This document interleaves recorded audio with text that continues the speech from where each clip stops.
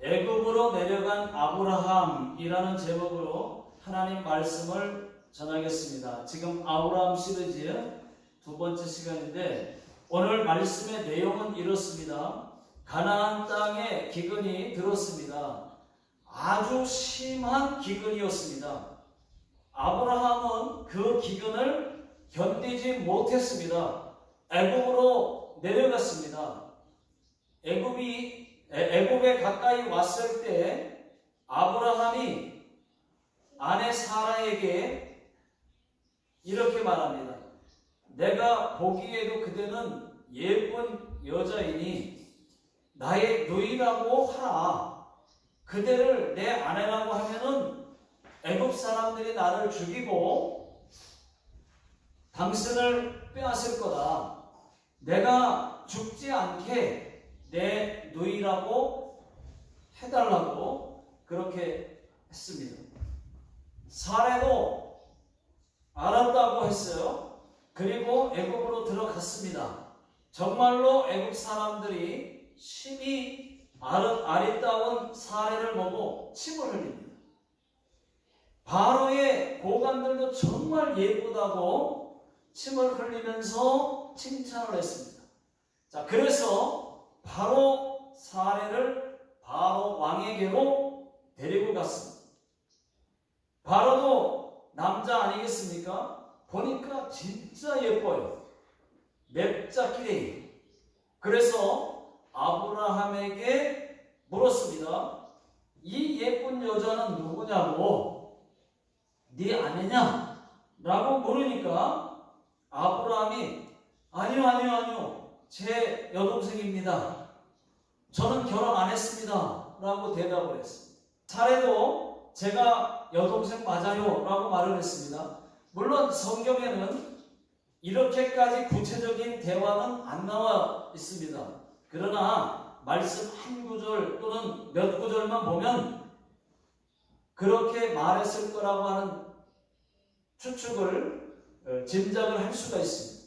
자, 바로 왕이 말을 했습니다. 그것이 정말이냐? 이 여자를 내 아내로 삼겠다 하니까 그때 아브라함이 안 됩니다 라고 말하지 않았어요. 예, 그렇게 하십시오 라고 말했습니다.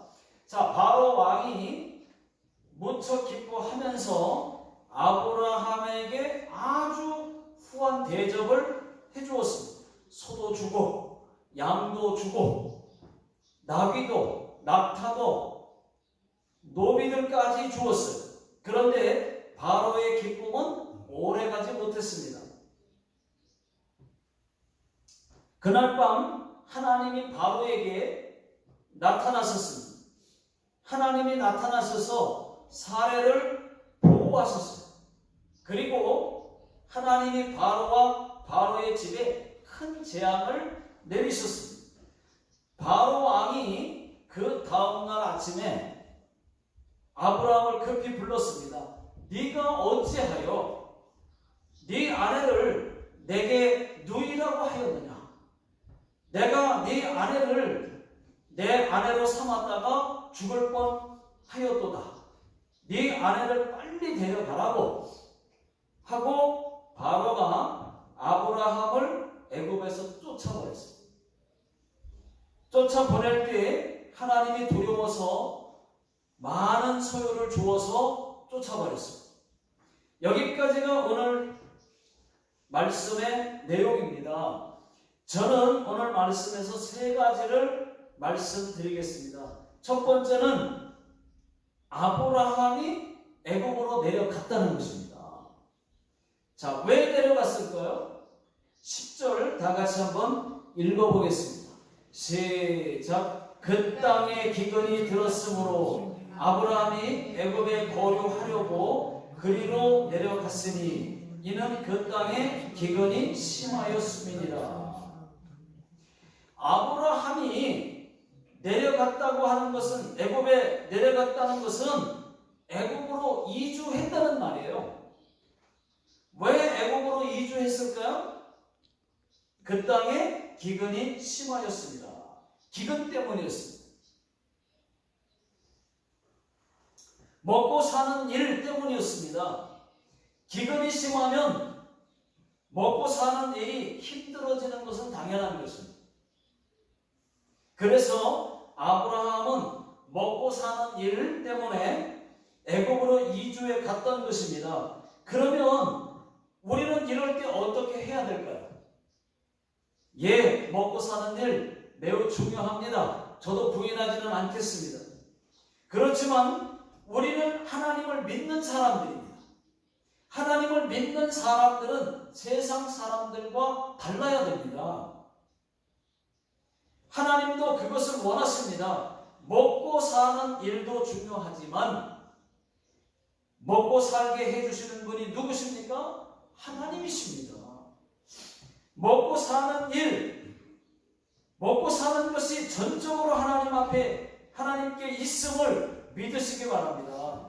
여러분, 그런가 안 그런가? 성경에 보니까 그러므로 내가 너희에게 이르노니 목숨을 위하여 무엇을 먹을까? 무엇을 마실까? 몸을 위하여 무엇을 입을까? 염려하지 말라. 목숨이 음식보다 중하지 아니하며 몸이 의복보다 중하지 아니하냐. 공중의 새를 보라. 심지도 않고 거두지도 않고 창고에 모아들이지도 아니하되 너희 하늘 아버지께서 기르시나니 너희는 이것들보다 귀하지 아니하냐. 믿습니까, 여러분? 네. 또 너희가 어찌 의복을 위하여 염려하느냐. 들의 백합화가 어떻게 자라는가 생각하여 보라. 수고도 아니하고 길쌈도 아니하느니라. 오늘 입다가 내일 아궁이에 던져지는 들풀도 하나님이 이렇게 입히시거든 하물며 너희일까 보냐. 믿음이 적은 자들아. 여러분, 믿음이 적으면은 먹고 사는 일 걱정하게 됩니다. 믿음이 크면은 걱정하지 않아요. 왜요? 하나님이 먹이시고 입히시거든요. 여러분, 엘리야를 보십시오. 엘리야도 하나님이 까마귀를 시켜서 동물, 이 새, 까마귀를 시켜서 아침에도 떡과 고기를, 저녁 때도 떡과 고기를 여러분 갖다 주지 않았습니까? 우리도 하나님이 사람 까마귀를 시켜서 돈이면 돈, 먹을 것이면 먹을 것, 이런 거 여러분 다 가져다 주십니다. 믿습니까? 그러므로 염려하여 이르기를 무엇을 먹을까, 무엇을 마실까, 무엇을 입을까 하지 말라. 이는 다 이방인들이 구하는 것이라. 너희 하늘 아버지께서 이 모든 것이 너희에게 있어야 할 줄을 아시느니라. 여러분, 먹을 것, 입을 것 염려하지 마세요. 이것은 다 이방인들이나 하는 것입니다. 여러분, 예수 안 믿는 사람들이나 하는 거예요. 참새 2마리가 한 아사리온에 팔리지 않느냐. 그러나 너희 아버지께서 허락하지 아니하시면 그 하나도 땅에 떨어지지 아니하리라. 너희에게는 머리털까지 다 세신 바 되었나니 두려워하지 말라. 너희는 많은 참새보다 귀하니라. 여러분, 한번 생각해 보십시오. 참새 한 마리도 하나님이 허락하셔야 떨어진다고 말씀하고 있습니다. 그렇다면은 먹을 것, 입을 것, 쓸 것, 마실 것, 이런 것들도 하나님이 허락해야 풀리는 것 아니겠습니까? 하나님이 허락하지 않으시면 막아버리면요. 하나님이 허락하지 않으면요. 다 막히는 거예요. 내가 아무리 노력해도 다 막히는 거예요. 물질도 건강도 다 막힙니다. 내가 하나님을 믿으면서도 하나님을 내가 신뢰하지 못해서 내 믿음이 적어서 하나님께 밉보여서 하나님이 막아버리면 축복의 통로가 막히는 겁니다. 여러분, 모든 축복의 통로는 열어놔야 되지 않겠습니까? 여러분, 모든 것이 하나님께 있다니까요. 믿음이 적은 자들아, 하나님의 음성이 여러분 들리지 않습니까? 그런데 아브라함은 어땠습니까? 아브라함은 하나님을 충분히 신뢰하지 못했어요. 믿음이 적었습니다. 하나님이 기근에도 보호하실 거라고 하는 확신이 없었어요. 그래서 애굽으로 내려갔던 것입니다. 또 기근은 어쩌면은 하나님의 시험이었어요.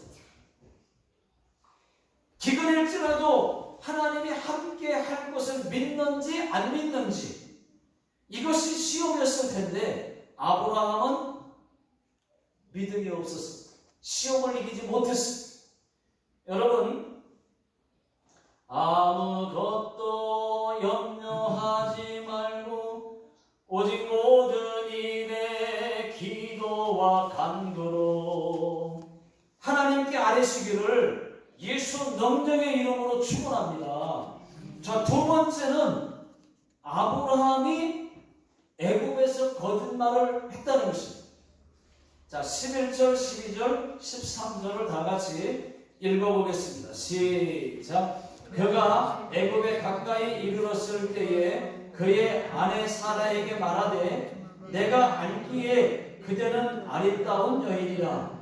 애굽 사람이 그대를 볼 때에 이르기를 이는 그의 아내라 하여 나는 죽이고 그대는 살리리라. 원하건대 그대는 나의 누이라 하라. 그러면 내가 그대로 말미암아 안전하고 내 목숨이 그대로 말미암아 보존되리라 하니라. 아브라함이 애굽에 내려가서 자기 아내에 대한 거짓말을 했어요. 자기 아내를 자기 여동생 누이라고 거짓말을 했어요.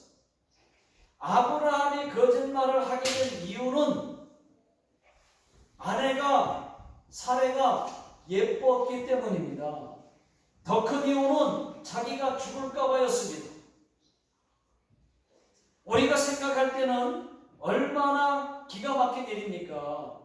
남편이라는 사람이 아내를 지킬 생각은 하지 않고 자기 죽을까 봐 자기 아내에게 자기 누이라고 하라고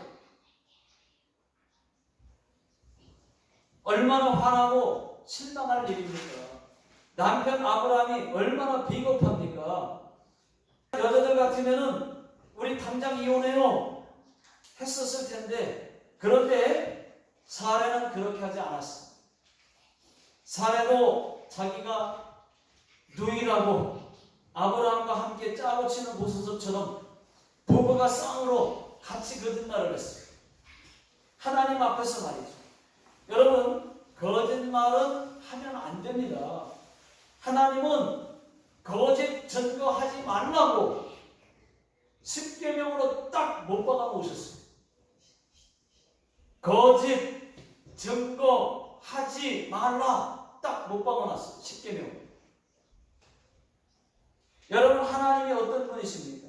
하나님은 다 하실 수 있지만 거짓말만은 못 하십니다. 하나님 존재 자체가 거짓말이 안 돼요. 거짓말을 못 하십니다. 존재 자체가. 모든 거짓말은 다 마귀에게서 나오는 것입니다. 아주 작은 거짓말이든 아니면 큰 거짓말이든 선의의 거짓말이든 다 뭐예요? 마귀에게서 나오는 거예요. 여러분, 모든 거짓말이 마귀에게서 나온다고 하는 것을 알고 거짓말도 물리치실 수 있기를 예수 능력의 이름으로 축원합니다. 여러분, 이제는 거짓말 가볍게 여기지 마십시오. 거짓말, 이 거짓말은 여러분, 다시 말씀드리지만 가볍게 여기지 마세요. 이 거짓말의 결과는 작을 수도 있고 클 수도 있습니다. 그러나 아브라함이 거짓말을 하고 어떻게 됐습니까? 죽지는 않았지만은 애굽에서 바로 추방됐어요. 자, 20절 다 같이 읽어보겠습니다. 시작. 바로가 사람들에게 그의 일을 명하매 그들이 그와 함께 그의 아내와 그의 모든 수요를 보내었더라. 자, 이 말씀은 아브라함이 애굽에서 쫓겨났다는 말입니다. 13장 이어서 보시면은 쫓겨나서 다시 가나안 땅으로 돌아오는데 네게보를 거쳐서 3절에 보니까 또 가나안 땅 베델로 다시 돌아옵니다. 하나님은 아브라함이 실수해서 또 믿음이 약해서 애굽으로 갔지만은 또 애굽에서 거짓말까지 했지만은 하나님은 아브라함을 버리시지는 않았어요. 하나님의 계획을 바꾸지도 않았습니다. 하나님은 추방이라고 하는 도구를 사용하셔서 다시 가나안 땅으로 돌아오게 하셨습니다. 우리도 마찬가지입니다. 하나님은 우리를 통한 하나님의 놀라운 계획이 있어요. 놀라운 계획을 갖고 계십니다. 우리를 쓰시기 원하십니다. 우리가 실수했다고 해서, 거짓말을 했다고 해서, 죄를 지었다고 해서 우리를 그냥 버리시거나 우리의 계획을 바꾸지 않는다는 것입니다. 다만 우리를 깨뜨시고 다듬어서 하나님 쓰시기 편한 도구로 사용하실 뿐입니다. 부서져야 하리, 이런 찬양이죠. 또 부서져야 하리, 이런 찬양도 있어요. 무너져야 하리, 깨져야 하리, 더 많이 깨져야 하리, 이런 찬양이 있습니다. 여러분, 저도 하나님께 이렇게 기도하고 있습니다. 하나님, 저의 못난 부분들을 깨뜨시고 다듬으시고 하나님 쓰시기 편한 도구로 귀하게 써 주시옵소서, 이렇게 기도하고 있습니다. 여러분들도 하나님께 더 많이 쓰임받기 위해서 더 부서지고 더 깨지고 더 많이 깨지시기를 주의 이름으로 축원합니다. 자, 세 번째, 하나님이 사례를 보호하셨다는 것입니다. 자, 17절, 18절, 19절 다 같이 읽어보겠습니다. 시작. 여호와께서 아브라함의 아내 사레의 일로 바로와 그 집에 큰 재앙을 내리신지라. 바로가 아브라함을 불러서 이르되 네가 어찌하여 나에게 이렇게 행하였느냐? 네가 어찌하여 그를 네 아내라고 내게 말하지 아니하였느냐? 네가 어찌하여 그를 누이라고 하여 내가 그를 데려다가 아내를 삼게 하였느냐? 네 아내가 여기 있으니 이제 데려가라 하고. 네, 하나님은 아브라함이 자기 아내를 누이라고 거짓말을 했음에도 불구하고 사례를 손 하나 못 건드리게 보호하셨다는 것이죠. 어떻게 보호하셨습니까? 바로의 집에 큰 재앙을 내리셨어요. 그 재앙이 어떤 큰 재앙이었을까요? 오늘 읽은 말씀에는 자세히 나와 있지 않지만은 아마도 실제 큰 재앙은 아니고 바로와 바로의 가족들을 다 죽일 거라고 하는 경고였을 것입니다. 어떻게 할 수 있느냐? 창세기 20장에도 오늘 읽은 말씀과 장소만 나같이 똑같은 말씀이 또 나와요. 이때도 여러분 우리 다 잘 아는 말씀이에요. 이때도 아브라함이 똑같은 실수를 또 한 번 하게 됩니다. 아브라함이 또 가나안 땅을 떠나서 그랄에 거주하게 됩니다. 이때는 사레가 사라라고 하는 이름으로 바뀌었을 때입니다. 아브라함도 바뀌었을 때고, 자, 아브라함이 그랄에서도 자기 아내 사레를 또 자기 누이라고 또 얘기해요. 아니, 여기서 그런 실수를 하고도 또 20장에서 또 자기 누이라고 했어요. 그랄 왕 아비멜렉도 사라가 예뻐서 데려갔는데 그날 밤 가까이 하기도 전에 하나님이 아비멜렉을 잠들게 하시더니 꿈에 하나님께서 네가 그 여자로 인해 죽으리라. 그 여자는 남편이 있는 여자라고 그렇게 말씀하셨어요. 그때 아비멜렉도 이렇게 말했습니다. 하나님, 저는 이 여자를 아직 가까이 하지 않았는데 하나님은 의로운 백성도 죽이십니까? 아브라함도 누이라고 했고 이 여자도 내 오람이라고 했습니다. 저는 죄가 없나이다 라고 말을 하니까 하나님도 안다고 말씀하셨어요. 안다고 말씀하시면서 이제 그 여자를 아브라함에게 돌려보내라. 그는 선지자니라. 네가 돌려보내지 않으면은 너와 네게 속한 자가 다 죽으리라. 그렇게 말씀하셨어요. 그날 밤 이 아비멜렉이 아침 일찍 아브라함을 불러서 똑같이 네가 어찌하여 네 아내를 누이라고 하였느냐. 네 아내의 일로 나와 내 가족들이 다 죽을 뻔했다 하면서 사라를 돌려보내주었습니다. 그리고 소도 양도 종들도 주고 은 1000개까지 주어서 보냈어요. 돌려보내줬어요. 그뿐만이 아닙니다.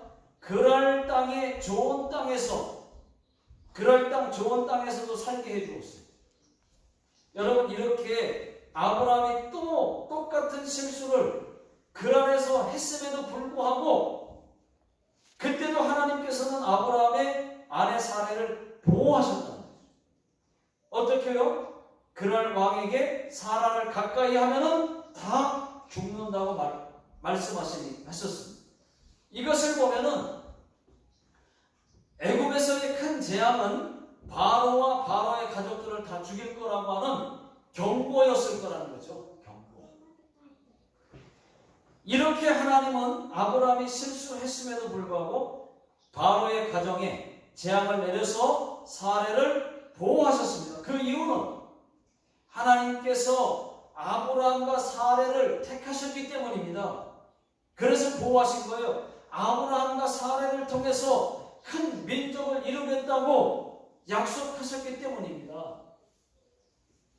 그렇습니다, 여러분. 우리도 마찬가지. 우리는 하나님의 자녀들입니다. 하나님의 자녀들은 하나님이 보호하십니다. 믿습니까? 실수가 있어도 실수가 많아도 죄를 범했어도 그럼에도 불구하고 우리를 보호하세요.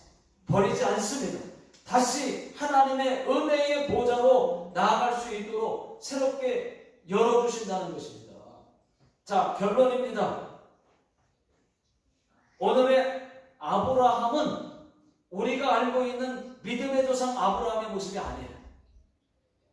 아주 연약한 인간 아브라함의 모습입니다. 지극히 당연한 것, 먹고 사는 일 때문에 애굽으로 내려갔다는 것이었어요. 저와 여러분들도 이렇게 믿음이 연약할 수 있어요. 아브라함도 처음부터 믿음의 조상이 아니었습니다. 믿음의 조상이 되기까지 여러 번 실수도 하고 여러 번 하나님을 의심도 하고 믿음 없는 말도 했습니다. 우리도 그럴 수 있어요. 아직 다 다듬어지지 않아서 그렇습니다. 하나님은 아브라함이 실수했다고 버리지 않았습니다. 다듬어서 믿음의 조상으로 쓰셨습니다. 하나님도 우리를 실수했다고 버리지 않습니다. 우리를 향한 계획도 바꾸지 않습니다. 단지 늦어질 뿐이에요. 하나님이 우리를 다듬어서 고쳐서 하나님이 쓰시기 편한 도구로 모두가 쓰임받게 되시기를 주의 이름으로 축원합니다. 기도하겠습니다.